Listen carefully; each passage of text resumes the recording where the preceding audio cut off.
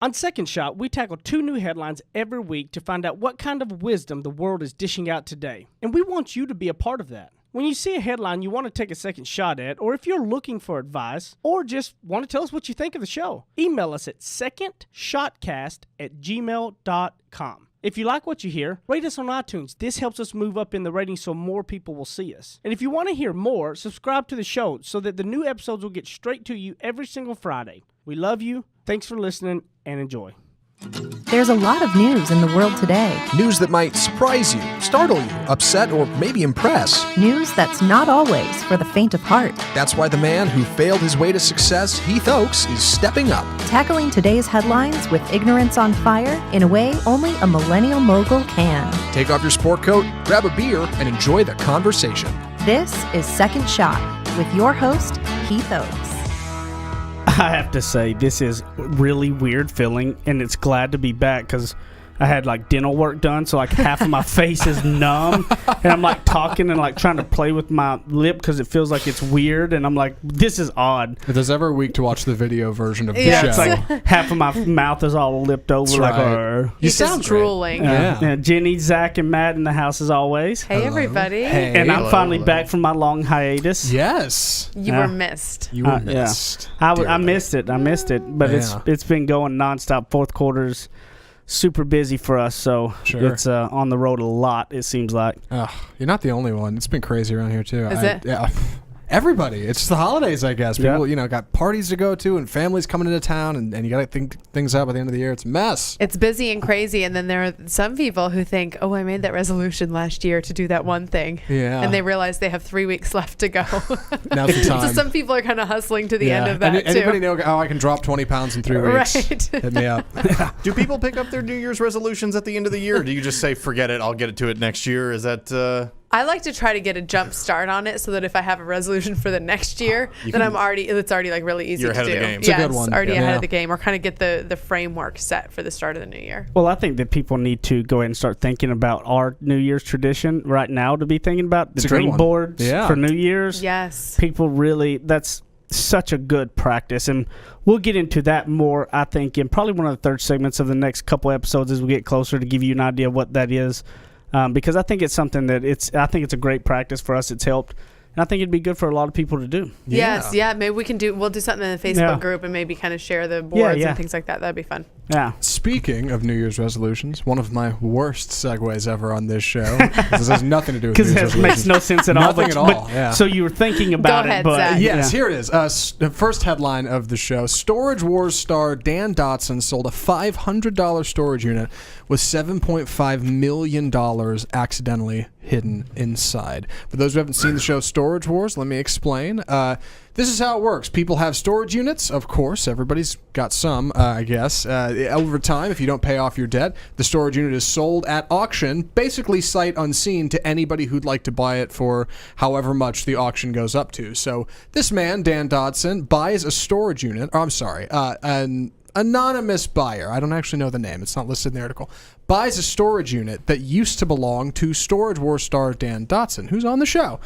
He buys it for $500. In the unit, he finds a safe, and after he gets a couple people to help him crack it open, he finds $7.5 million in cash in the safe. He makes a video, he puts it on Facebook, and soon after is contacted by Mr. Dotson's attorney, who says, listen, we would like to give you $600,000 to give us the $7.5 million back. And they go back and forth, and they negotiate, and they end up coming out to about $1.5 million finder's fee for it, and he ends up giving all the money back, and he gets his little bit, and you're on your way. So the question, of course, posed here is, if you found this money, that much money, do you give it back? Is it the right thing to do, or do you say, hey, finders keepers? And that's our headline. You don't make a Facebook video about it. That's what you do. Yeah. Right. Well, but Pro and tips. here's what I'm going to say about this before we get to the second shot on it is Mm-hmm. that he didn't find that. As much as I am like, if I just found somebody's wallet on the street, I'm going to go find no matter how much money's in it and give it to somebody, okay? Sure. This man did not pay his storage bill and was told your storage is going into it and you got 30, 60, 90 days, 120 days, and never paid his bill, so the storage company is left with it. So that's when they sell them at auctions, because somebody didn't pay their bill and left it there, okay? So it's not a finding it. The man paid money, bet on a locker that it's taking a gamble almost. You're paid $500, hope there's something worth it in there that you can sell. Right. The man who got it and stuff, most of these people own like antique shops or anything, and they're buying up a lot of them and stuff that they can put in their shops. Mm-hmm. So it would be hard pressed for me to give a dime of that to him because he did not find it. That's a good point. The man did not pay his bill, got his locker repoed. This man fairly purchased it and got really lucky there. So I don't like how they say, finders keeper thing. Like, no, I mean, the guy didn't pay his bill. This is not like finding somebody's wallet on the street. You're actually very right. It's like not if, at all. If I would It's have weird verbiage in the article. Yeah. If I would have, if you find somebody's money, a wallet on a deal or whatever, I firmly believe no matter how much is in it, I'm going to find the people and give it back to them. Yeah. That's different though. It is different. It is. You're right, because the assumption or the promise when you do that is that you get to keep whatever's in there, and it could be garbage. It could not be worth $500. They lose a lot of right? stuff. Yeah. Sometimes those, you go in there and they think, ooh, can I really even, even with all the work of selling things back, can I even get up to $500? Yeah, and they didn't push the man out of his storage locker and bully take it over. He a good didn't point. pay the bill, And- and it has to be it's almost 6 months in most states that you can't pay bill before they can even evict you and actually revoke it and sell a locker. So he had to not pay his bill for 6 months at least probably Right. Yeah. before it could even go up for an auction. Not to mention, this is a guy who's on Storage Wars who does this for a living. It's like a repo man I getting agree. repoed. It's yeah, weird. it's like you kind of got played by your own game, And it's like, Wait. did you forget you had $7.5 million in there? yeah. Wait, the guy who was the host of Storage Wars? He's one of the Oh. people on it who buys units that go up for auction. Oh. It was And one of then his old units. one of his old units went up for auction, and he lost it. I guess he forgot that he had $7.5 million stashed in that one and let that one go back. It It's a was good just like, problem I'm to not have. going back. I hate when I forget that I have $7 I million know. just around. But It's in my sock drawer. So what's your My second second shot shot, yes. lesson on it? My second shot on it is a lot of times we'll look at that guy because these people who buy these storage lockers, they're typically lifelong storage locker buyers. That's what a lot of them do. Career buyers, Yeah, yeah. They've been buying, this guy has probably bought thousands over the years, and because he thinks he can go take the gamble on $500, and if there's some stuff good in there, he's probably got an antique showroom where he probably has some people that buy pieces and whatnot. So he's bought tons over the years. So a lot of people say, oh man, he's lucky, right? And this is what we get a lot in life and success in business in general. A lot of people go, well, that person was lucky, but what you don't see is all the lockers he's bought that he's lost his shirt on. He paid $500 and it wasn't even worth $50 in there, right? He's taken a swing at the plate many more times. So luck will always come your way when you're swinging more. Does that make sense? Absolutely. So you're talking about, for example, in business, people who think, oh, wow, this person's young and gosh, they have this really successful business. How amazing. But if you look at the past, usually they've tried a couple of things before they've really hit it. Yeah. And you can't just sit there and hope and think that stuff's going to get better and look at everybody else and think they're really lucky and it happened with them. I'm a firm believer in this, that does luck play a factor in any type of success? I absolutely believe so. But I believe everybody has the right amount of luck, the exact same amount of luck coming their way. Some people, let's just say it is 1,000 swings at the plate before lucky comes your way. Yeah. Some people get to 1,000 swings by their 22. Some people are slower, don't really go at it hard. They tinker with their ideas and don't get to 1,000 swings till they're 40. Or they never get to 1,000 swings because they give up after 100 and say, "Screw this! I'm not doing it." Right. And so they never get to the point to where the balls can bounce their way, and are setting in a spot for that to happen. Because they're not putting themselves out there. They're not. in They're that not. They're way. not taking the swing at it. You got to understand. Luck doesn't.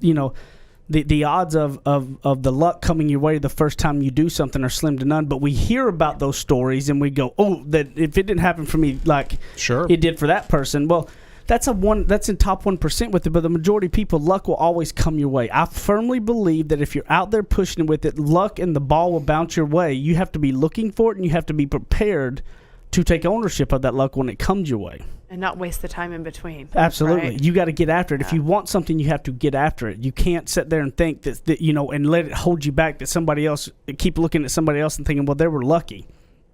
I mean, if you play the lottery 100 times in a year and I play it one time and you win it and I don't, and I'm going, you're lucky. Well, I mean, you played it 100 more times Sure. than me. Right. You know, in sales, I've always said, would you rather have, I get somebody come in, I go, look, if you just learn that what most important is volume before you learn how to be good, you'll be much better off.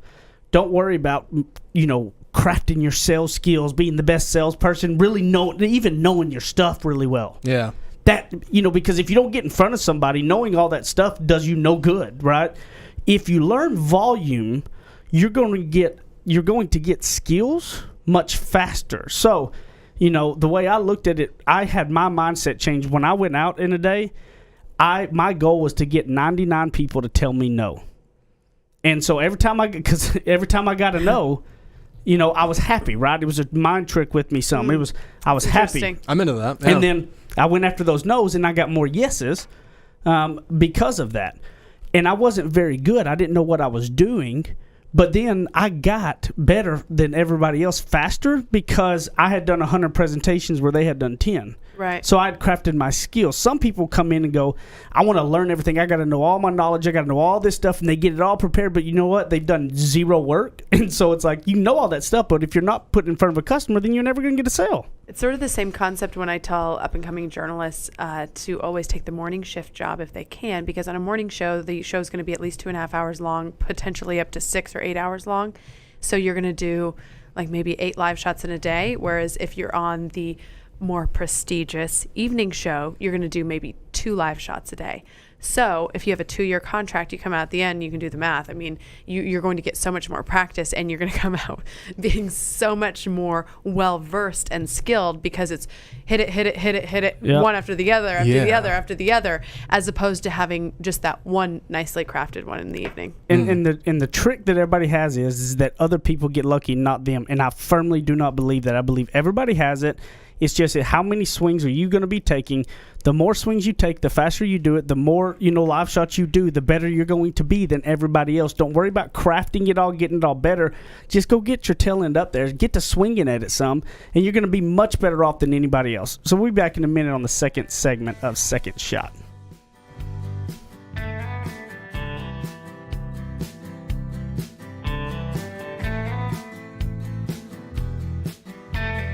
He's a suit and tie kind of guy with deep Southern roots. Keith Oakes hosts more of Second Shot coming up on RNCN. To all of my friends in the great state of Texas, if you have not taken advantage, I have a way to save you a ton of money. I have saved over about $3,000 in the last year, and I have no hassle. Go to EnergyOgre.com, put in the promo code SECONDSHOT. Now listen, promo code SECONDSHOT, and you're going to get a free month just for signing up and saving a ton of money. So don't be crazy. Stop sitting around talking about is this the real deal, and go do it right now. EnergyOgre.com, promo code SECONDSHOT, and a free month. Thanks. Go get it now. Run.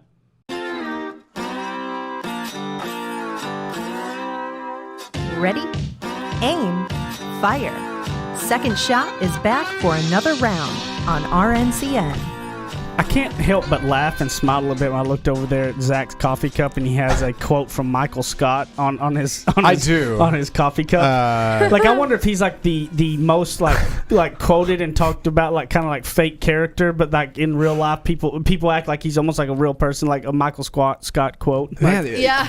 I love it. Yeah, the quote is, for anybody who doesn't know, you miss 100% of the shots you don't take. Which goes Wayne perfect with Gretzky, our last- Michael Scott. Yes. Yeah. It really does, doesn't it? Yeah, Yeah, you're because right. That is didn't perfect. Michael Scott on an episode say that was his, he tried to act Right, like yeah, that was his quote, he but it wrote was it on a actually dry erase board, and then wrote Wayne Gretzky real small, then under it Michael Scott real Michael big, Scott. trying to take credit Yeah. for it. Oh, man. that was a great show. The Office. It Yeah. was such a good show. It landed at such a perfect time in like American culture when we're Yeah. all, because you work for 40 hours a week, you almost become like a family with these people. You get used to people. And- So yeah, like it's And a lot of people have those Totally. idiot bosses. the misadventures, Like, and totally. the weird coworkers, Yeah. and like the weird quiet one over there, and like the loud mouth. Yeah, Yeah. totally. It all adds up. That's a great one. Our next story, I'm very excited to talk about this one. Payless opened a fake luxury store. Paylessy?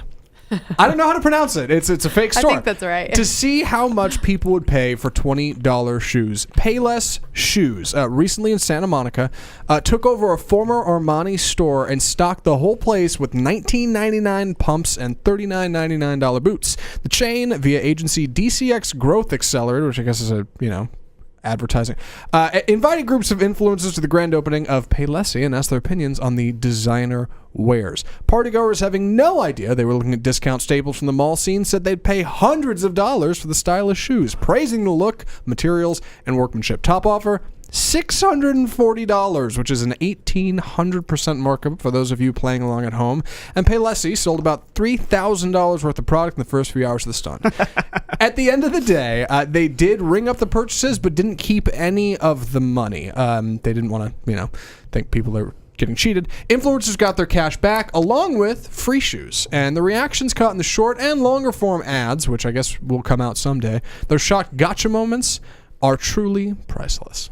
Payless sets up a fake store. I think this is the name, from Payless to Payless. That's so awesome. Sure. And it's spelled looks like an Italian Oh, name. yeah. They had a whole It's logo great. cooked Oh, up. and can you imagine they probably had people at the door serving champagne? Oh, yeah. And you know what I mean? They probably had a little red carpet outside, and people thought, oh my goodness, did you get the invite to Payless? My biggest thing is, why would they tell anybody? Just roll with the Payless and keep selling $20 shoes for $1,800. What are you doing? Yeah. We are in capitalism, people. It's true. You should have just kept taking them for it. That was awesome. I thought I wouldn't have. No. Seize that opportunity. I mean, when I saw this headline, I was not surprised at all because there's such a culture right now of having the it thing, the it product, especially with social media and Instagram and influencers, and that's who they invited with, of course, was influencers and stuff like that. And I will be the first to tell you, I love some certain name brand, very expensive things. I love them. However, and I nothing's have wrong to with it. love them for the product that they are, either for the durability or the way it fits or the way it looks or something like that. You cannot be buying things because someone, it might work for somebody else, and maybe those shoes are the perfect shoe for somebody, but it just shows how much we're all following. Like, get your own sense of style, get your own sense of what things mean to you, because there are designer products on the market today that I guarantee you are just like that. Right. You know how many makeup products are made by the same manufacturing company? And by the way, Google this if you pay a lot of money for makeup, and you can often find that there is a lower cost cosmetic made by the exact same manufacturer without if you don't want the Chanel label or whatever label, you can get a different brand. But really, I mean, if you're these are high dollar items, and it's like these girls on Instagram, they're like 18 years old with these designer bags, and it's like, do you even know what the difference is between that and a Target bag? Well, then have some confidence and get the Target bag if that's what you can afford. I think there's nothing wrong with that. I think that, but there's nothing wrong with wanting the nicer stuff. The nicer stuff, but have a reason for it. Yeah. You know what I mean? Like, there's certain jeans that fit me. That's the jean that fits me. That's what I think looks good. I'm willing to pay that money for that. Or certain shoes, I know the way they fit my feet. I think they look good, and I really take care of them, and they're worth it to me. But if a shoe hurts your foot, why would you walk around in that just to impress somebody? That's like an inherent No. Those are comfortable. I'm pretty sure I've heard you have some shoes on. You're like, these hurt my feet. Let's be real. All right, hold on. Yeah, but there's a certain brand, like Louboutin shoes are known for being uncomfortable, but that's where I gravitate because for whatever reason they are comfortable on my foot. And again, there's nothing wrong with it. You can wear If them for you an like 8-hour them. workday. Right. Is what I'm saying. There's not many things you can wear for 8 hours on a work day would not hurt your feet, though. Yeah, That's no, it, but I know. mean, I will, like, those shoes to me are comfortable. And There are like a Chanel shoe. There's one pair that fits my feet. The rest of them, they're too narrow. I have like boxes as feet, so they just don't work. So I'm not gonna shove my foot into something to be. You know what I'm saying? Sure. So anyway, that's just like a side note. I don't even know if that's a second shot, but this is a hilarious story. It's a great one. But what I thought about too, though, was it's the difference of what behavioral economics is, and it's having a self-awareness that we all get sucked into.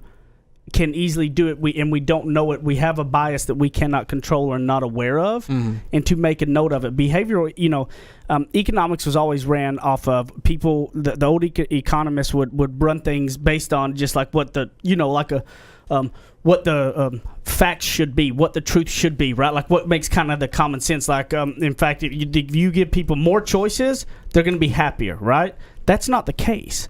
It behavioral, when I even forget, he just won the Nobel Prize for creating behavioral economics, and they laughed at him because he was like, this doesn't make sense. But he was able to create a whole new deal that makes people understand that people do act irrational and emotional in purchases and everything. And it's kind of like with the placebo effects with medicines and things. We have to be aware. That's where I think that the meditation and stuff comes into play, because what it does is help you understand your mind a little bit better and stop yourself when you're going and doing something that you're going to have the bias to do these type of things. I guarantee you that either one of us would easily fall into looking at those shoes just because that's what kind of told, and going the exact same route that they all were. Sure, with the champagne and the red carpet and the pretty presentation and everything like that. And we have to be aware of that as consumers. That's where I think and that's where meditation and things of that nature can come into play, that we will make irrational, emotional decisions. And that's what behavioral economics is. That's why placebo effects do work in a lot of times with people, because it's your mind controlling what you believe and don't understand. You can control your mind. Well, the queen example of this is the Birkin bag. The Birkin bag. So this is, is the starting point 10 grand? I don't know. I think the starting is. Whoa. If they'll let you see one. If they'll let you see one. Ah. Because it's really, it's a supply and demand thing. It's, who's who has this bag. So what he's saying is, if you're thinking about a Birkin, you got to meditate on it first. you guys out there looking for Christmas gifts, we got one for you. Well, no, but it's more so that it's just understanding that this is you can laugh at these people all you want, but there's a book called Nudge, and it's by Richard Thaler, and Richard Thaler. So that was a Nobel Prize winner. Yep. Richard Thaler is a Nobel Prize winner that did a lot of the psychology and developed the whole behavioral economics, and it's stuff like, he talks about nudges, and he was like helped create. On the 401k system, that when it was one little shift that was, instead of an employee checking, they want to start putting in, 5% matching 5%, right? Sure. It just automatically happened, and they had to uncheck it if they didn't want it. And 401k savings went up by like thousands of percent because of that little nudge to help people be better at saving. That even though it's the same thing, same situation, right? But it's the mind that plays the tricks, and when it does that way, it's like, okay, I ain't got to uncheck it, so I move on with it. Sure. And he talks about a lot of those nudges, and I think about it, and we've got to be aware of, we can laugh at these people and think it, but we would all have the 100% ability to fall into that same trap they did. And when you understand that about yourself, and how you start to understand that about yourself is by meditation.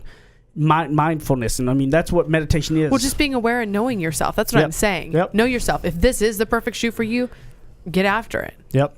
Right. And he's been using this example with me because we, as we've been working to get Brighton into preschool, or like a little Mother's Day Out, Parents Day Out type program. Not all parts of the country have that, but Parents Day Out is like you take the child for 3 hours a day. There's structured programming. It's art class, music class, play outside, teaching colors, letters, things like that.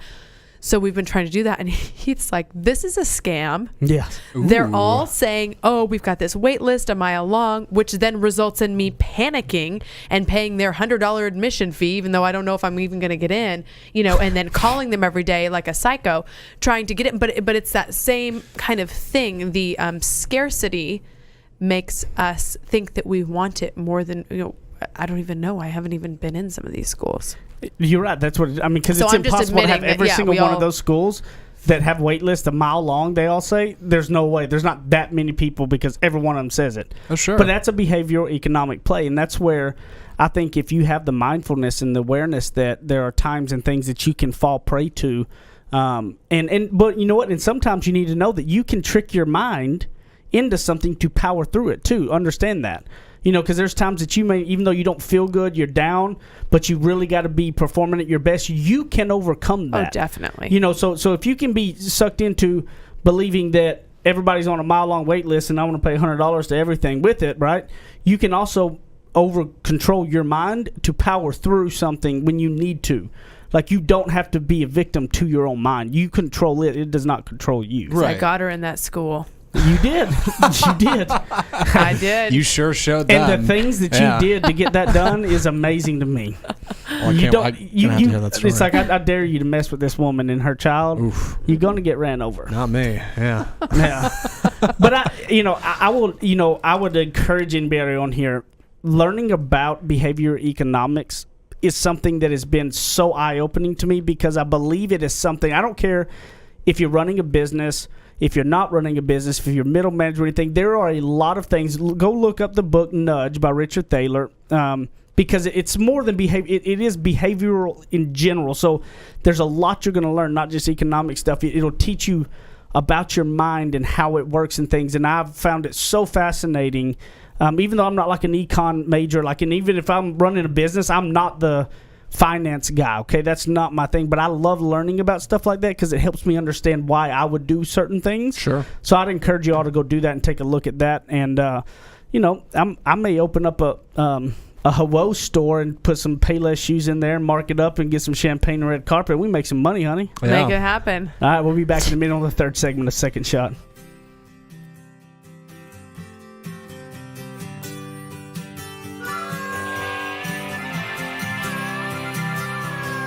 Now that's what I call ignorance on fire. More of Second Shot with Keith Oakes still to come.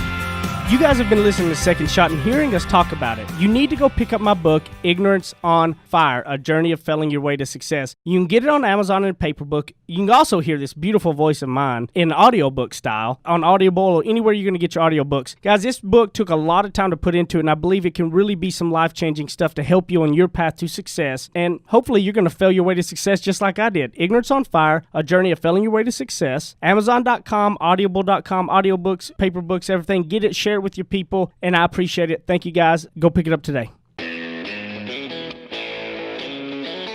Kick off your boots or suit up. The choice is yours. Welcome back to Second Shot on RNCN. All right, so on the third segment, we typically will go over some emails and some reviews and things, and we're going to save some of them for the next segment. But remember, if you're not a member of the Second Shot Facebook group, you need to go do that right now. And if you haven't left us a review and you keep listening, I'm shaming you very strongly. And I don't think Jenny shamed y'all enough. You weren't very I wasn't very hardcore shaming. Yeah, you weren't really. It's just not really my style, Paylessy. Paylessy. That's a great name. Payless should start a store named Paylessy. Paylessy. Yeah. It's probably like policy or something, which only sounds like policy. So I'm more mad that they gave up on it. They gave them their money back. I'd have kept charging them $1,800 for some $20 shoes. I mean, they could just as easily spring up another store, call it something else, and nobody would know. Yeah. I don't know. I grew up in Payless shoes, and they were fine. Oh, they were fine for me too. Yeah. Hey, I'm not above a pair of Payless every once in a while. Sure. And so the Second Shot Facebook group, and if you got any emails, questions, or anything you want, secondshotcast@gmail.com. We got some stuff we're going to get into from the Second Shot group, but I also just want to bring up this little headline since it just happened last week too, real quick, is because we didn't have any emails or anything right now, is we went to the Big 12 Championship. So fun, you my guys. Texas Longhorns playing the Oklahoma Sooners. What's funny is Texas and OU have been playing since the year 1900. So they've been playing for like 118 years, right? Yeah. This is the only third time they've ever met twice in 1 year. That's pretty crazy. How does that happen statistically? We beat them earlier this year, and then they beat us in the Big 12 Championship. But it was a great game to be at, even though my Longhorns lost. And mainly we lost because Jenny wore... Oh, my gosh. Like, she was like, oh, look, I bought my burnt orange shirt. And it was, like, clearly crimson maroon. And I'm like, how in the world did you think this was burnt orange? There's a photo on Facebook, right? I can review this. There's a photo on Facebook. I posted one on Instagram too because I did like a poll saying, "Hey guys, I thought for sure my Facebook fam would back me up on this," and 100% of them were like, "No, you need to change." But by then we were already in the car on the way to the game. I just don't know how you thought that was orange. Undercover Aggie over there. Because I have lots of true red in the closet, and it definitely wasn't a true red, so I kind of thought it was a burnt orange. And I actually had been so excited all week thinking, wow, like I really have the outfit. Sometimes it's like you have an event coming up and you're like, man, I don't really have anything Is to that wear. it? Yeah. That's it. Yeah. Do you see how it's okay? I know, but I Zach, mean, it's not a true Zach, red. don't be nice. Look Just tell at the it truth. versus. okay, it's definitely not. Look at it versus the red. Yeah, of my but second definitely shot. not Longhorn Yeah, orange. but- That's true. Yeah, but Oklahoma's But not true red. They're like I crimson can. or something. There's that tone in there. I can see that. Yeah, like a real deep, real deep burnt orange. Zach. Zach's I so felt nice. like just if it makes you feel any better, I felt stupid the entire time. If it makes you all feel better. yeah. An overcooked orange, perhaps, is what you're looking at. Maybe. Overcooked orange. Overcooked. That's good. That's a Yes. good way to explain it. But they leading up to it. Somebody in the Second Shot group, because again, y'all need to join the Second Shot Facebook group if you're Yeah. not.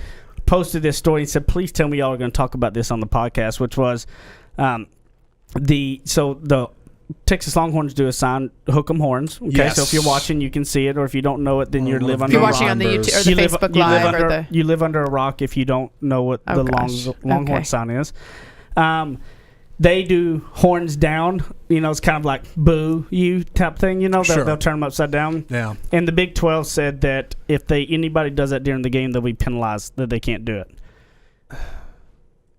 And look, I'm a Texas Longhorn fan. You are. Yes. Okay. But it's absolutely ridiculous to say that they can't do a horns down sign. These teams do not like each other. And it's not like you're flipping them the bird or something that is a really kind of it's sports. You're kind of, I just think it's crazy to try to say, Yeah, people hold up signs that are more offensive than Oh, that. definitely. Come It's on. kind of like saying you can't boo, yeah. right? Yeah. You can't make Or noise you while the can't players trash are talk. playing or and in something. football, yeah. you trash talk. Yeah. You know what I mean? Like, it's just Part of the fun. I thought that's getting a little, that just goes back to that little sensitive world we're in these days. That Oh, man. people get so. Heath, when the Aggies were in the Big 12, how many times did you hold the thumbs down? Well, I do that constantly for my whole life. He just walks around like that. Yeah, It's his that's- default position. It's a default position. It's a default position I mean, for it's the been Aggies. going on since the beginning of time when it Yeah. comes to sports, right? Like, Yeah. that's ridiculous. It's absurd. Yeah, I felt bad in particular, not only for a lot of Longhorn fans who also agree it's ridiculous. Man, those guys in the locker room, they gotta hate it. Like, come on, like they're on the gridiron, they know how this works. it Like, made that's It friendly made the ribbing at Longhorns. worst. It made the people in Longhorns almost like they're sensitive and little like Exactly. because it's Yeah. like. I'm sure that most of them really, because I'm a diehard Longhorn fan, and I'm like, no, that's just part of the game kind of too. I mean, Yeah. Sure. that was a little overboard. So I wanted to make sure I brought it up because she asked in the Second Shot group if we would talk about it. So I just wanted to give my little 2 cents. And even though I'm a Longhorn fan, and You can still do the downward Longhorn. yeah, I mean, because I'm gonna do the chant of "OU sucks," you know. He Nobody's just wants stopping to let me. everybody else do that so that he retains Yeah. his right to say, "Oh, you I suck." have to be able to trash talk, so if that means you do too, that's fine. Yeah. I wanted to talk about this week, and I think it'd be crazy for us not to acknowledge the passing of George H.W. Bush, and that a lot of it's been a lot of coverage around his funeral and stuff, and I growing up, my dad was a big George H. Bush fan, and that was really one of the first kind of politician type names that my dad really strongly talked about around the house, that I recall. Uh-huh. And I just think that he was well liked in many ways. Obviously there's people that don't like him, but he did a lot of service from the military and on up through it all, and I thought it was the right time to just make that acknowledgement. Yeah, and Even if though I we're not can we're not a political show. I would like to give one non-political lesson that my family took from George H.W. Bush and has carried on, and I hope to carry on with our family as well, is the practice of writing thank you notes. Heath knows that I Yeah. am so big on that. I know it can be a little much when you're in my family now, because it's like, okay, we got to thank this person, got to thank this person. But that was something that my mom was always big on. And she had talked about how George H.W. Bush, no matter how, this is obviously someone, I'm sorry, no matter how busy we are, I'm sure the president. I'm sure the president is in that same realm, but we're talking about a man who, if he went to an event just as an attendee, not even as a featured, spokesperson or a host himself, he, on his ride back, was writing a thank you note to the host of that event. And this is a message just in courtesy and love and generosity and acknowledgement, which then of course he reaps the benefit of, because what a nice, I mean, how amazing is that when somebody comes to your event and they send you a thank you note telling you about Especially a special, if they're the president. especially if they're the president. Yeah, but I mean, I think that can work for the rest of us too. You know, handwritten notes are something that are very important. So it's before Christmas time. Maybe if you have somebody who was a fan of George H.W. Bush and you're giving them a gift, that might be a nice sort of like a note card or, you know, monogram card, so that they can just be on the ready to send thank you notes. That was just, like I said, something that my mom was always really big on. And as a child, it's, you don't get it because you're like, why? They know they're thanked, you know, it's fine, you know, because it does take some time. But in the grand scheme of things, now people rarely write thank you notes, and it just makes you really stick out as a special, thoughtful person. So that was one tidbit from him.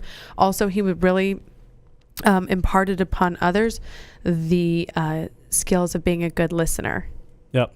We all lack that. That's a tough one, but that was something that he was really big on. So those are just a couple of non-political things maybe we can take away from him. And well, go ahead, Zach. Oh, I was going to say, I don't have much to say, which is probably why I shouldn't have bothered trying to speak up at all. But No. I trend a little young for George H.W., but from what I know from the guy and where I feel like I've seen some politicians end up in this crazy day and age we live in, it's rare to me to see somebody in that sphere of influence pass away and not have a whole lot of people have negative things to say. He's just a stand-up guy. Yeah. From what I can tell, yeah. I mean, I think that says so much of what you leave behind, and when you influence so many people and so few have something bad to say about you, that truly means something. Sure. One of the things that I get from him, and no matter what you think about him, you always got to look at a bipartisan of certain people. You know, no matter if you're on left or right aisle about people.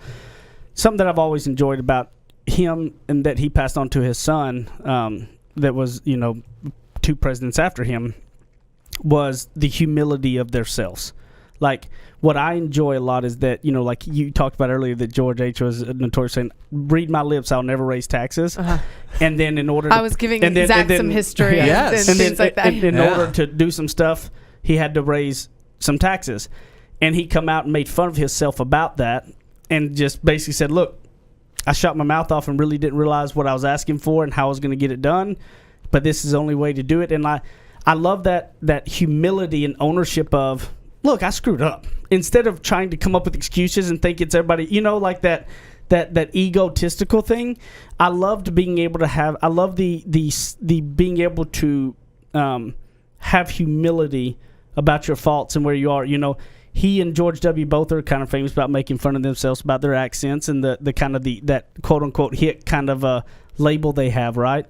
And I think that when you have a humility about yourself, it takes the haters away from you, because it's hard to attack somebody who owns their faults, right? Because the whole part of attacking is whenever they try to act like it's not there. And so I've always enjoyed, I felt like there was such a humility there, and such a more of a real genuineness type thing, because they own their faults instead of trying to hide them. And that was one thing for me that kind of always has struck me with them. Definitely a good takeaway. Yeah, Sure. I think that's a really wrong piece. So, And also a nice reminder that a lot of good people come out of Texas. So, yeah.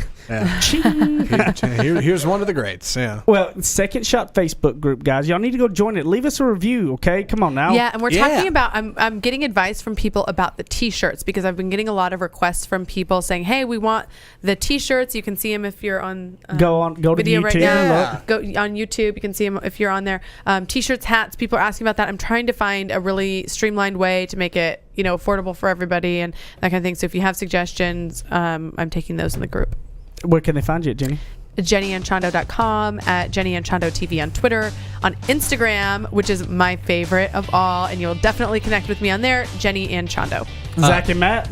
I'm at Apple Zackintosh on Twitter, and I'm working on my Instagram game, so I'm over there too. And I'll be on that Facebook group, facebook.com/group/second shot. That's us. Check it out. Matt. You can find me on Instagram, Matt Stoker, the numeral 1, Matt Stoker 1. Check it out.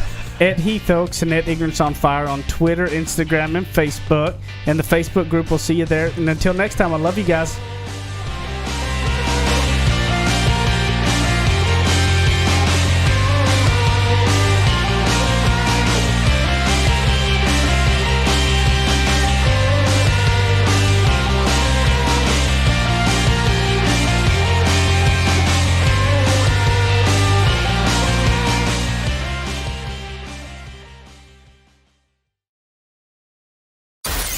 listening to RNCN, the digital destination for premium talk radio.